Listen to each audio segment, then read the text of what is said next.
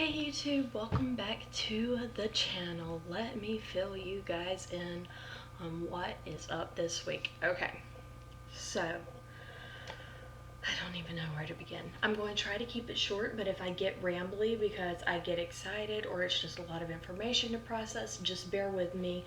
We're in a brand new world. Okay, so this past week I had Teacher Inservice at my school. I survived, yay. But it was a long week. It was a long week, and I didn't vlog, and even if I had, anyway, even if I had vlogged or prepared to vlog and all of that, I wouldn't have gotten to, because it was just crazy. And not unorganized crazy, but just so busy, so much to go on, so much to learn. My hair's still frazzled, my gosh. But okay, so let me take you through, and my calendar's over here, so if you see me looking, trying to remember what happened what day, that's what I'm doing. It wasn't bad, but it was just a lot. We are in a very strange situation, and I know that's the same for educators everywhere right now. But okay, so Monday was okay, but the ironic thing, we all went into what we did is we went into the auditorium. That way all the teachers could be spread out adequately for social distancing and everything. Normally we would meet in a classroom, and so that was a little weird start off. But the ironic thing is they wanted us to go over some information on the computer first and go through some of these programs and get onboarded with some of the technology things right away, set up logins, all of that kind of thing, and the internet was down. So for Teacher Inservice week, to prepare for digital learning, the irony of it all, the internet was down. And so we waited, and then they were pretty good making up something to do on the fly. We did icebreakers. We welcomed the new staff members, and they introduced themselves. Everybody said what role they were doing, like all of that kind of thing. And then they allowed us to go work in our room some, and it wasn't until that afternoon before we got to do some of those onboarding pieces that we need. And I think because of that, we seemed a little confused throughout the week, but that's because some of the information we should have had Monday, we didn't actually end up getting till Thursday, so we had to kind of think backwards about how some things were, but it's okay. I don't know if I said this in another video or not, but this year I don't have a homeroom. I'm going to be teaching reading and rotating through different classes, so in one of the spare classrooms, they've set it up as a teacher lounge, but they have made a corner area for me, or set it aside, so that I can have an office space. And I'm very, very thankful for that. That's good. And the reason they're doing that, we have to rotate. Like, I can't have that as a classroom and me not have a homeroom, because students can't rotate to me. The students are having to stay in the same classroom all day. I have to go to them. So it works out. We get a teacher's lounge, and I still have a spot for all of my stuff, and I can organize and all of that. But when I walked in on Monday, it was crazy. Let me show you that picture.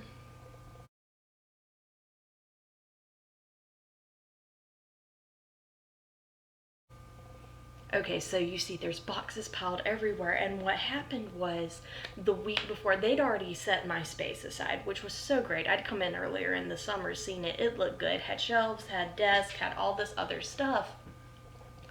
And then a work crew came in and had to redo the floors in some of the other rooms, and they just piled things into this room since it was the extra space, and it made a hot mess. So, and then when all the orders for the textbooks this year came, they got deposited there as well, because it's the only spot there was for them.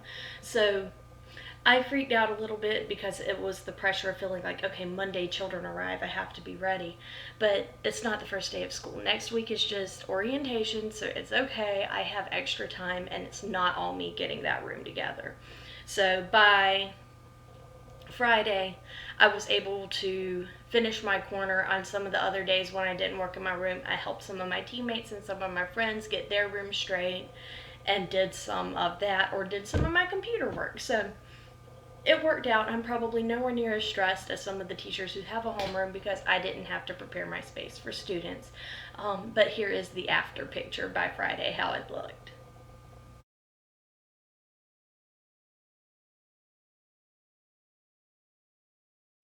Okay, so there's that. It was good. Let me just praise my administration for a moment, because they have done everything possible that you could think of to try to make this process easy on us for the virtual teaching. We were all nervous because we didn't know a lot going in. It's like, what about this? What about this? What about this? And we've asked all these questions all summer long. They have taken that and run with it and gotten everything pretty much as set up for us ahead of time as they can, so that we just have to focus on teaching. And I'm so thankful for that. If everything works out, how we're going to be doing each day is we just have a handful of students who've, I guess their parents have decided they're coming in person for whatever reason, and the biggest class I'm going to have will be 6 in-person students, and each class has about 20 or so total, with students online and students in the classroom. So pretty good. Sorry, my husband's making noise in the background. And what we're going to do to make this work, here is the plan, is each day when we do our lesson, we will go on a Zoom meeting. We have been issued iPads that are going to go, they call them robot arms or a stand or something, and we haven't seen pictures yet. They're supposed to arrive and be here sometime this week so that we can get set up and learn how to use them, everything. But the iPad will go on the stand, and it's supposed to be motion detecting so that we can walk around the classroom, do our normal teaching, go to the whiteboard or the Promethean board or whatever, and the camera automatically follows us. So we'll have students in classroom and on Zoom for the main lesson, and that's only supposed to be 20-30 minutes max. And that video that it records from the meeting, we will then also upload online to our LMS by the end of the day, so that the kids who didn't get to make it online via the Zoom at the exact time of the live lesson for whatever reason can watch it and then do a response to it, so we know they've seen it, that kind of thing. And so after that first 20 minutes, the rest of the block would be either us doing work with the online students some, while the in-class students do something, or vice versa.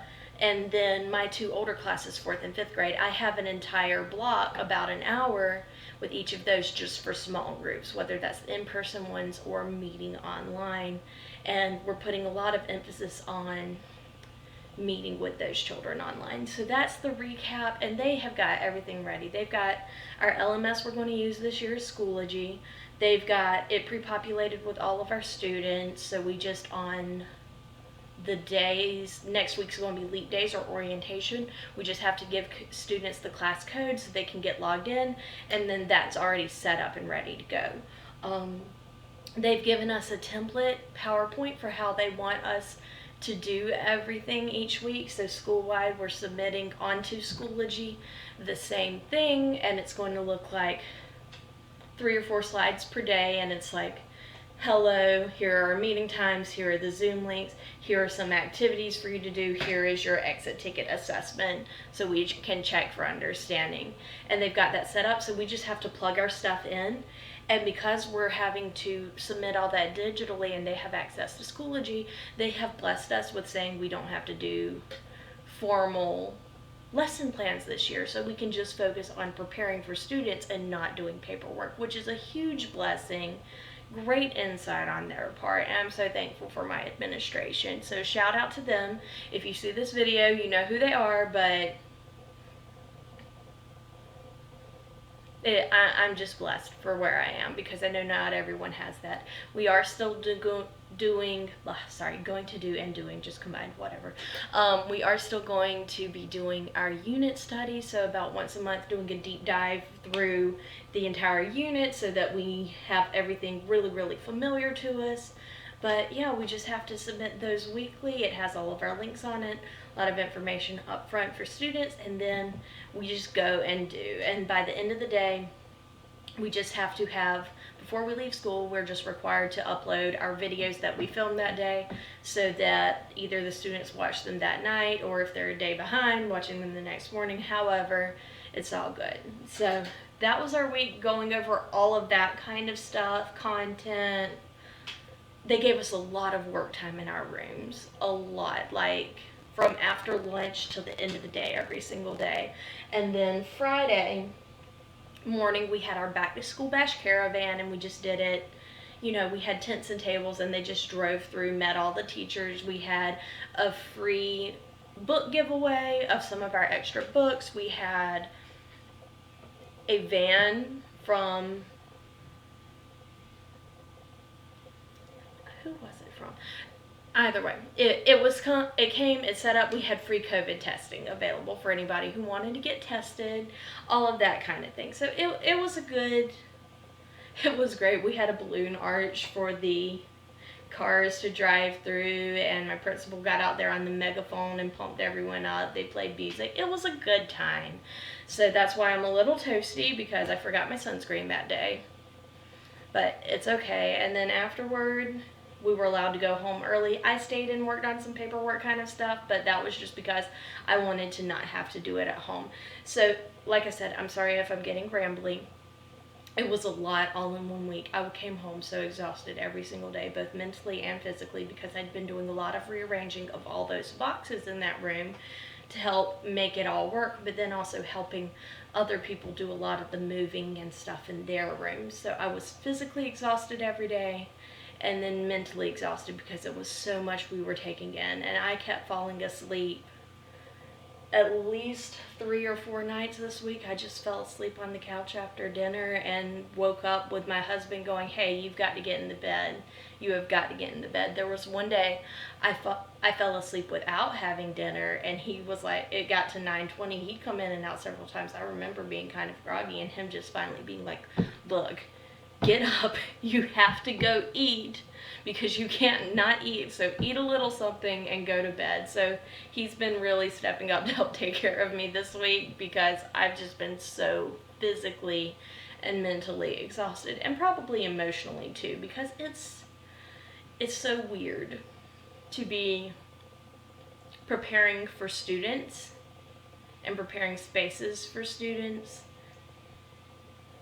but then seeing the 5 desks in a room or 6 desks in a room, and just seeing, like, my neighbor in my office area across from me is teaching 2nd grade this year, and right down the hall there's the kindergarten classroom, and you know, these little people are usually highly interactive, and it's like so spaced out, it breaks your heart. And it was heartbreaking when the kindergarten classroom started taking all their stuff to take home, because they had to take home all of the, like, dress up time games, or what do they call it in kindergarten, centers. And they were taking, you saw all the dress up stuff leaving, and then the next was an armful of all the board games leaving. And just, it was heartbreaking, because those are the things that what children that young are supposed to do, is learn through play and through interaction, and learn how to be little people. And it's, thank goodness there's both a teacher and an assistant in that room, because then you can at least have some more interaction with them, because if not, that can be draining and sad. But I'm going to try not to dwell on that negative. It was just like, whoa.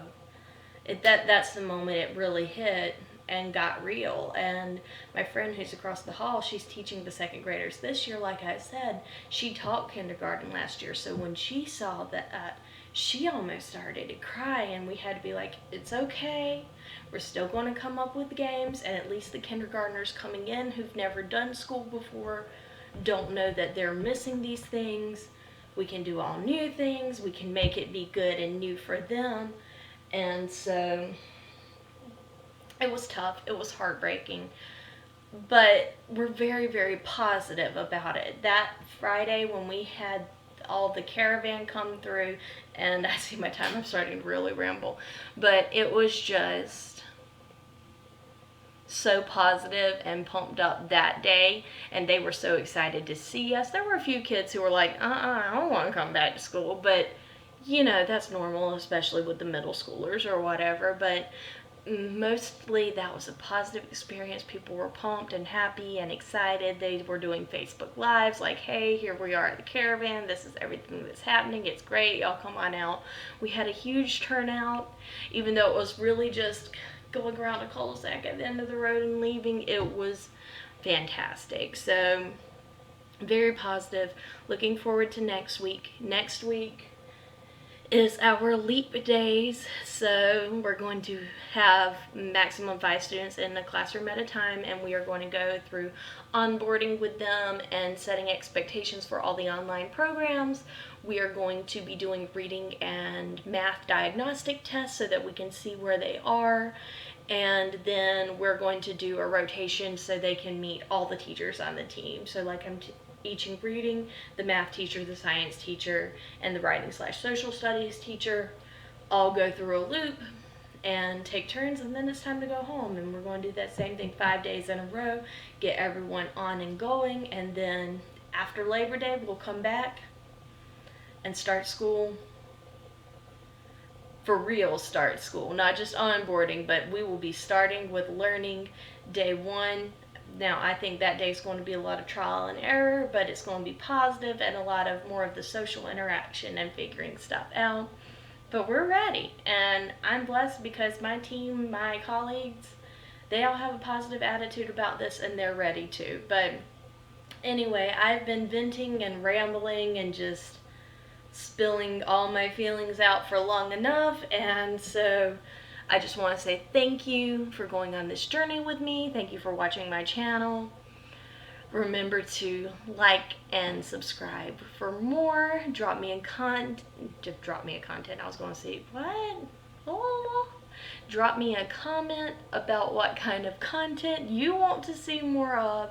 Remember, when September really hits, I'm going to be dropping down to posting once a week. That is primarily going to be on Saturdays, most likely, when I'm posting the math videos for my math series. Now, I will have some more vlogs or casual videos or things around the house, that kind of nature, that I've pre-filmed or will be filming, but those aren't going to come out on a set schedule. All of those will be bonus videos whenever I get them done.